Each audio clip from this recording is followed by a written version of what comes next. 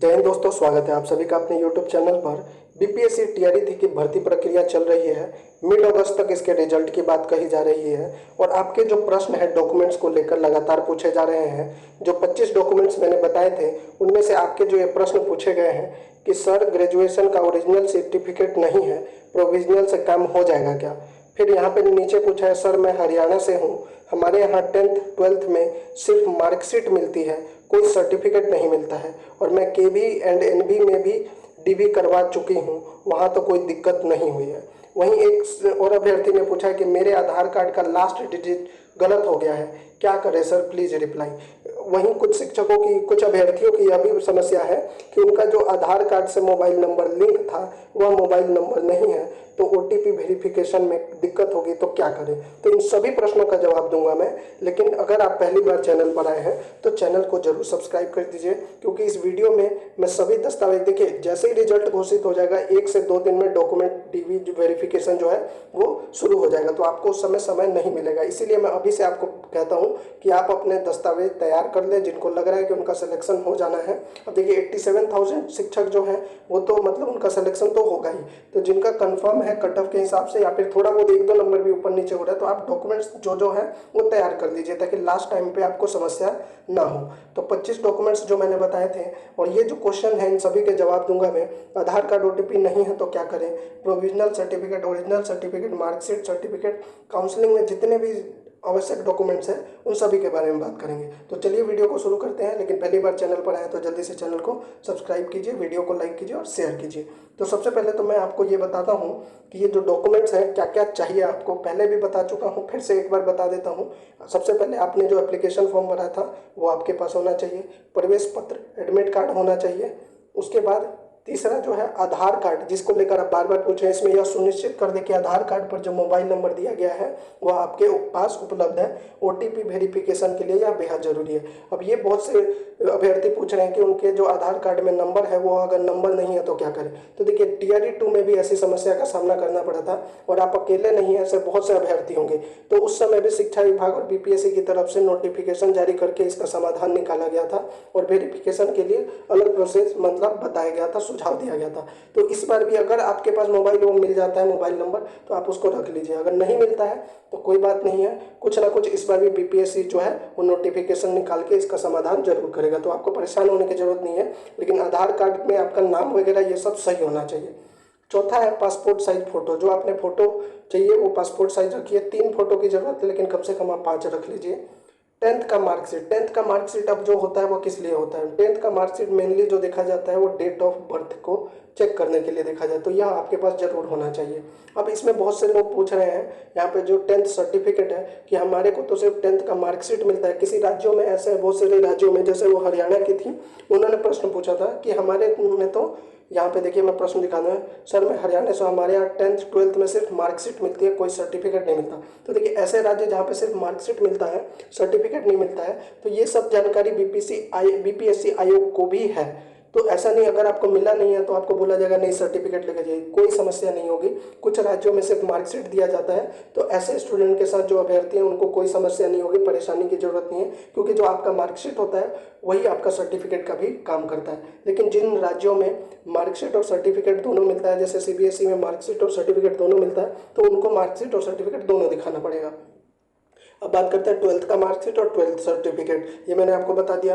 वहीं स्नातक डिग्री और मार्कशीट, अब ग्रेजुएशन का डिग्री, अब इस पर भी यही सवाल है कि मेरे पास प्रोविजनल है, ओरिजिनल नहीं है। देखिए बहुत से कॉलेजों में जो प्रोविजनल सर्टिफिकेट दिया जाता है, ओरिजिनल आने में जो है वो टाइम लग जाता है। तो अगर आपके पास प्रोविजनल सर्टिफिकेट है, ओरिजिनल मिल जाता है, सही है। नहीं मिल रहा है, मान के चलिए 1 से 2 साल, कई सारे जैसे कि बिहार के भी कई सारे कॉलेजों में जो है ओरिजिनल सर्टिफिकेट लेट से आता है, तो इस समय कोई दिक्कत नहीं होगा, आपको अपना प्रोविजनल सर्टिफिकेट साथ में रखना है। ओरिजिनल मिल जाता है तो ठीक है, नहीं मिलेगा तो भी कोई बड़ी दिक्कत नहीं होगी।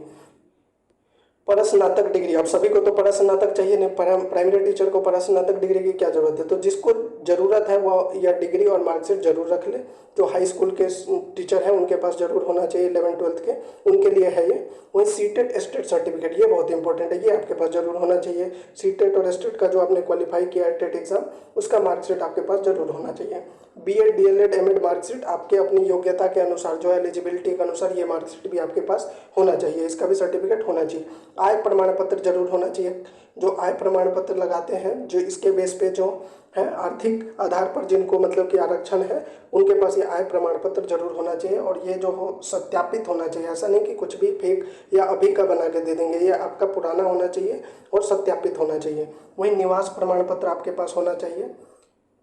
जाति प्रमाण पत्र, आरक्षण जैसे एससी, एसटी, ओबीसी, जो भी आपके मतलब जाति के हिसाब से आपका आरक्षण का लाभ मिलना है, तो आपके अपने जाति के अनुसार उसका प्रमाण पत्र होना चाहिए और ये भी सत्यापित होना चाहिए। ईडब्ल्यूएस के लिए आय प्रमाण पत्र, जो ईडब्ल्यूएस में आते हैं स्वर्ण कैटेगरी के लोग जिनका ईडब्ल्यूएस में आरक्षण प्राप्त है 10%, उनको अपने ईडब्ल्यूएस प्रमाण पत्र दिखाने पड़ेंगे। OBC non creamy layer, non creamy layer का सर्टिफिकेट ओबीसी में आपको पता है 2 लेयर है, तो ओबीसी का नॉन क्रीमी लेयर में जो आते हैं उनको ये सर्टिफिकेट दिखाना पड़ेगा। और 18वां है दिव्यांगता सर्टिफिकेट। ऐसे अभ्यर्थी जिन्होंने पीएच कैटेगरी में जो अप्लाई किया है तो उनके पास अपने दिव्यांगता सर्टिफिकेट होना चाहिए और ये भी किसी वेरीफाइड डॉक्टर से, राजकीय राज्य सरकारी डॉक्टर हो या फिर कहीं से जो स्थापित डॉक्टर हो, उनसे ये दिव्यांगता सर्टिफिकेट लेना है। वहीं बैंक पासबुक या चेक, कैंसल चेक है तो बहुत अच्छी बात है, नहीं है तो आपका जो बैंक का पासबुक है उसका जेरोक्स रख लीजिएगा। पैन कार्ड या ड्राइविंग लाइसेंस, जो भी एक प्रूफ होना चाहिए वो पैन कार्ड है, driving licence. PAN card mainly पूछा जाता है, नहीं है तो ड्राइविंग लाइसेंस भी चलेगा। वहीं नो ऑब्जेक्शन सर्टिफिकेट, ये उनके लिए है जो पहले से किसी गवर्नमेंट सर्विस में है, अगर कोई गवर्नमेंट सर्विस की जॉब कर रहे हैं उनके लिए है एनओसी की आपके पिछले जॉब में नो ऑब्जेक्शन सर्टिफिकेट होना चाहिए। भूतपूर्व सैनिक जो है उनको अपनी आयु में छूट के लिए प्रमाण पत्र देना पड़ेगा। वहीं 23वां, आवेदन करते समय आरक्षण घोषित नहीं करने वाले अभ्यर्थी को आरक्षण का लाभ नहीं मिलेगा। वहीं विवाहित महिला अभ्यर्थी का जाति प्रमाण पत्र, निवास प्रमाण पत्र या क्रीमी लेयर रहित प्रमाण पत्र पिता के नाम से होना चाहिए। आपने जो आवेदन किया है उस समय जो अगर आपने आरक्षण के घोषित किया है तभी आपको इसका लाभ मिलेगा। और महिला अभ्यर्थी का जाति प्रमाण पत्र जो है वो पिता के नाम से होना चाहिए, न कि पति के नाम से। दिव्यांगजनों का प्रमाण पत्र बिहार राज्य के किसी भी सरकारी चिकित्सा महाविद्यालय व अस्पताल से निर्गत अथवा परामर्शित प्रमाण पत्र मान्य होगा। तो जो मैंने ऊपर बताया था कि दिव्यांग कैटेगरी के जो लोग हैं उनके बिहार राज्य के किसी भी सरकारी चिकित्सा महाविद्यालय एवं अस्पताल से निर्गत होना चाहिए। वहीं सभी प्रमाण पत्र पर बीपीएससी वाटरमार्क जरूरी है। तो अब ये बोलेंगे कि वाटरमार्क कहाँ से आएगा, तो कुछ दिनों के बाद बीपीएससी खुद ही जो है वो डॉक्यूमेंट्स जो आपने अपलोड किए हैं उनको डाउनलोड का ऑप्शन देगा और जब आप डाउनलोड कीजिएगा तो उस पर वाटरमार्क जरूर दिखाया जाएगा। इसके अलावा एक चीज़ और है कि आपके ये जितने भी ओरिजिनल डॉक्यूमेंट्स हैं इनकी 2 फाइल और बना लीजिएगा जेरोक्स करके, 2 फाइल और जेरोक्स करके प्रिंट करके रख लीजिएगा, क्योंकि आपको जेरोक्स की भी ज़रूरत पड़ेगी। बहुत से लोग हैं सिर्फ ओरिजिनल लेके पहुंच जाते हैं, जेरोक्स भी साथ में रख लीजिएगा। तो ये थे ज़रूरी जो भी डॉक्यूमेंट्स थे उसका, और आपके जितने भी प्रश्न हैं उम्मीद करता हूँ उसका जवाब मिल गया होगा। अभी भी अगर कोई प्रश्न है तो आप कमेंट बॉक्स में पूछिएगा, आपके प्रश्नों का जवाब जरूर दिया जाएगा। जैसे ये ग्रेजुएशन का ओरिजिनल नहीं है प्रोविजन, अगर आपको नहीं मिला है तो कोई दिक्कत नहीं, मिल जाता है तो उसका जरूर आप ले लीजिए ताकि आपके लिए आसानी रहेगी। वहीं जो ये कह रहे हैं कि हरियाणा से है सिर्फ मार्कशीट मिलती है और ओरिजिनल सर्टिफिकेट नहीं मिलती है, तो कोई बात नहीं है, बहुत से राज्यों में नहीं मिलती है, उनका जो मार्कशीट होता है वही सर्टिफिकेट का काम करता है, तो कोई दिक्कत नहीं होगा। और ये आधार कार्ड का लास्ट डिजिट गलत हो गया है तो करेक्शन का जो ऑप्शन आता है ना भाई, बीपीएससी आयोग के द्वारा करेक्शन के लिए अगर कुछ ऑप्शन दिया जाता है तब आप इसको जरूर करेक्ट कर लीजिएगा। और ऐसे अभ्यर्थी जिनका आधार कार्ड पे मोबाइल नंबर है वो नहीं है, उनको और घबराने की कोई ज़रूरत नहीं है। ऐसे बहुत से अभ्यर्थी होंगे, पिछली बार भी थे, तो आयोग इस पर जरूर नोटिस निकाल के वेरिफिकेशन का कोई दूसरा ऑप्शन जरूर देगा। तो ये थे आपके प्रश्न और आवश्यक दस्तावेज। तो वीडियो अच्छी लगी हो तो वीडियो को जरूर लाइक और शेयर कीजिए, साथ ही चैनल को सब्सक्राइब कीजिए। अगर आपके मन में अभी भी कोई प्रश्न है तो आप कमेंट बॉक्स में पूछिए। साथ ही हमारा इंस्टाग्राम और टेलीग्राम चैनल है उसको भी सब्सक्राइब कीजिए। अगर आपके किसी भी प्रश्न का जवाब नहीं मिल रहा है तो आप इंस्टाग्राम पे मैसेज कीजिए, मैं आपको वहाँ पे जवाब दे दूँगा। जय हिंद।